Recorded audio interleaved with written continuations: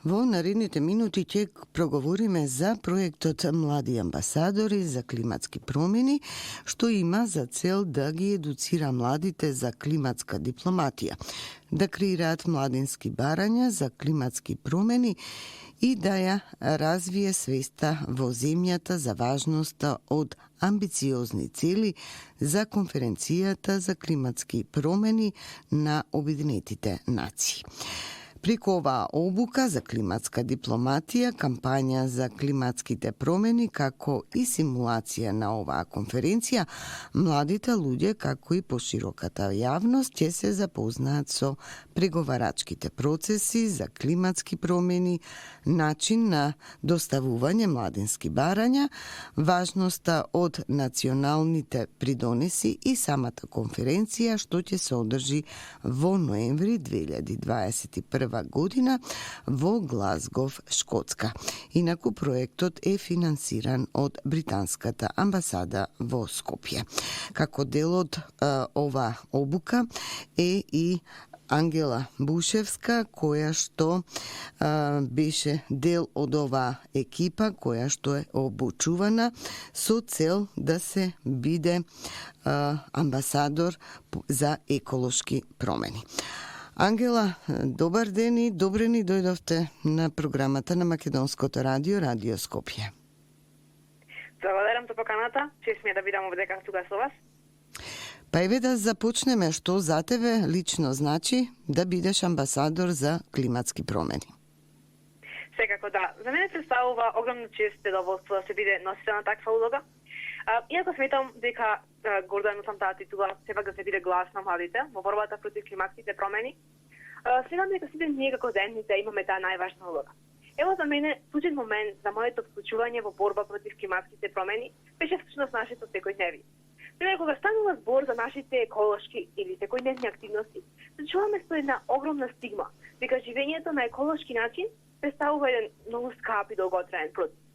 Јас се зазедов таа улога како млад амбасадор, за да бидам гласот дека одржлив начин на живот не значи само инвестирање на илјадници средства во електрични автомобили или соларни панели. Тоа може да биде значи пешачење на убав сончев ден или купување од локални фармери, наместо големи корпорации. И сега често слушам дека исто како единка сме немоćни или не можеме да постигнеме многу работи. Тука сакам да посеќам дека сите ние во животот имаме некаков импакт, а најважно е тој импакт да се потрудиме да видиме што може да биде позитивно. Например, ако земаме едно пластично шише и наместо да го фрлиме во вода, да го фрлиме во соодветно место за рециклирање. Ние на тој начин нема да го спасиме цел свет, но ќе спасиме една риба. Тоа е несување што сакам јас да го поттикнам како млад амбасадор. Да ја земеме таа практика од секој човек, за да биде повеќе од доволно со малите работи кои можеме да ги постигнеме за големи активности.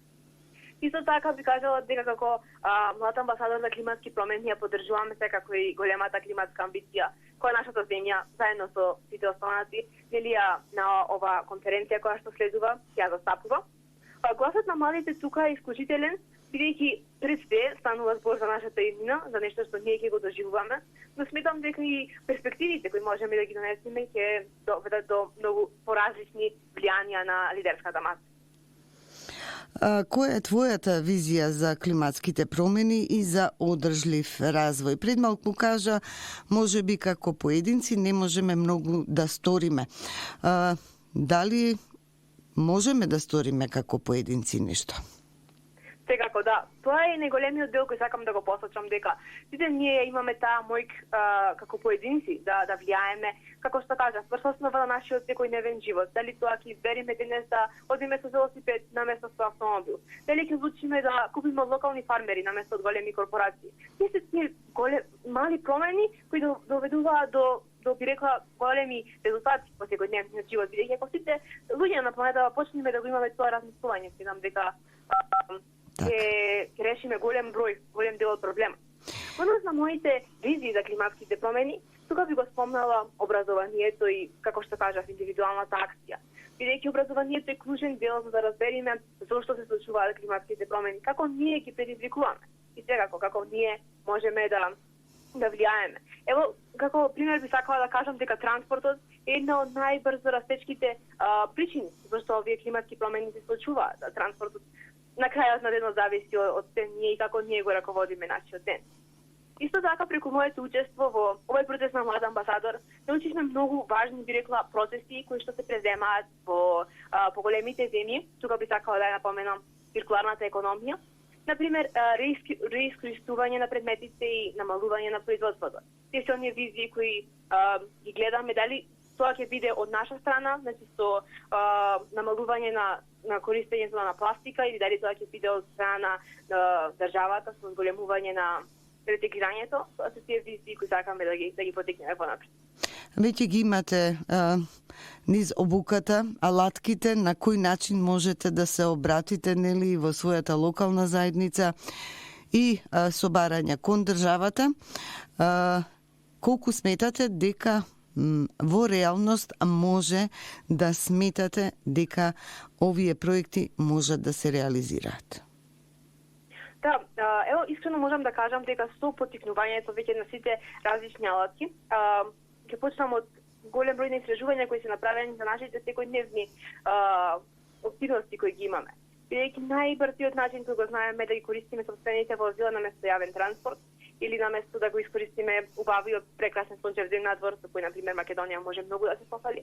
Има бројни истражувања дека стварно овие би рекла, ова промена на активности многу вреди во секојдневниот живот и се намалуваат огромен број на стакленички гасови. Тоа е всушност оваа цел.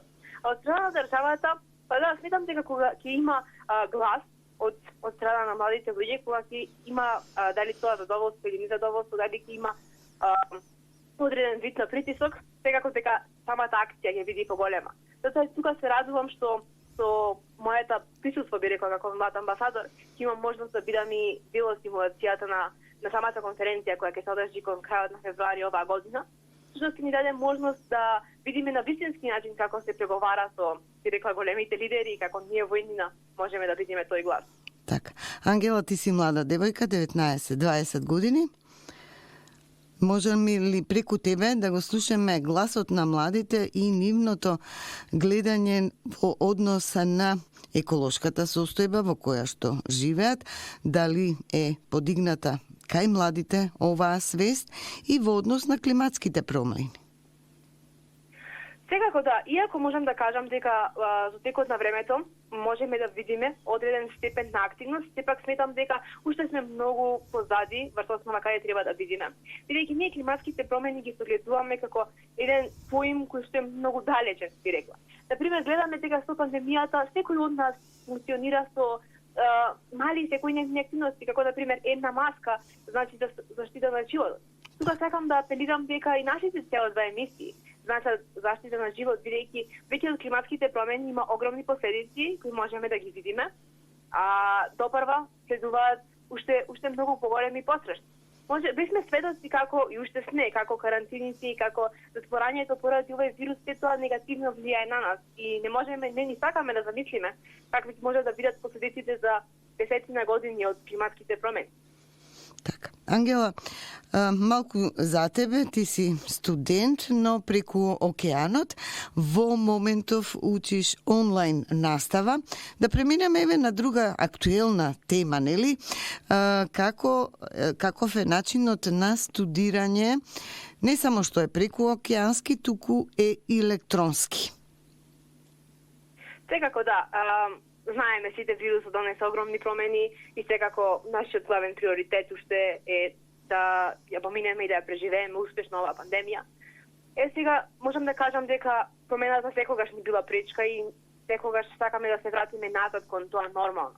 Но јас сум еден оптимист во случајов и можам да кажам дека сите овие бројни промени кои се случија во однос на патувањето, во однос на начинот на едуцирање на работење, донесе многу позитивни страни за нашата планета и драстично се намали бројот на стакленички гасови, што е едно од ретките позитивни работи кои ги донесе овој вирус.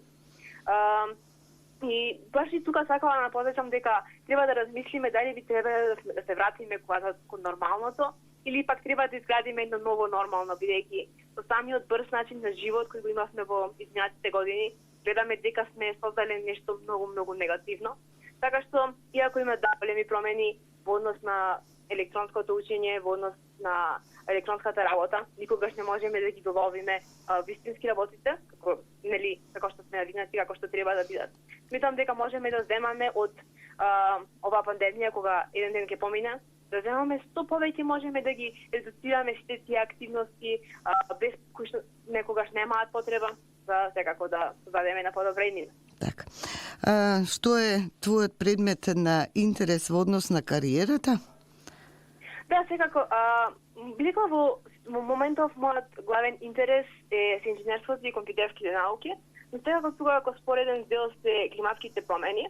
Јас тука сакам да поменам дека секоја наша работа која ја имаме, секоја наша пасија, може секако да се поврзува со правење на светот на едно подобро место за живење, што верувам во тоа и секако целам кон тоа да го искористам најдобар начин.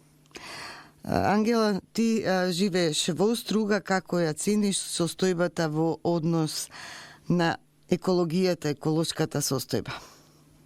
Да, еколошката состојба во Струга, можам да кажам дека со тоа што сме помал град, можеби е на некој подобро ниво претходните години, значи и се уште се соочуваме со проблем на дива депонија која е до нас и секако тие повторно можам да ги поврзам тие проблеми на човечката негрижа и како тоа се влијаеше работите кои можевме да ги видиме лично, како тие влијаја врз однос на нашиот секојдневен живот. Така што тука сакам уште еднаш да порачам дека ние сите се трудиме да секојдневно без разлика каде сме да имаме на подобра иднина, но таа иднина треба сами да ја создадеме. Дали сме во помал град, дали сме во Скопје, секако треба таа иднина да се потрудиме да ја создадеме на најдобар начин. Може ли нешто јас да додадам по 30 годишно новинарско искуство, особено кога станува збор за чистотијата на било кој град, дека како да ја подаваме топката помеѓу надлежните институции кои треба да се грижат нели за чистотата на градот и за лошите навики на граѓаните.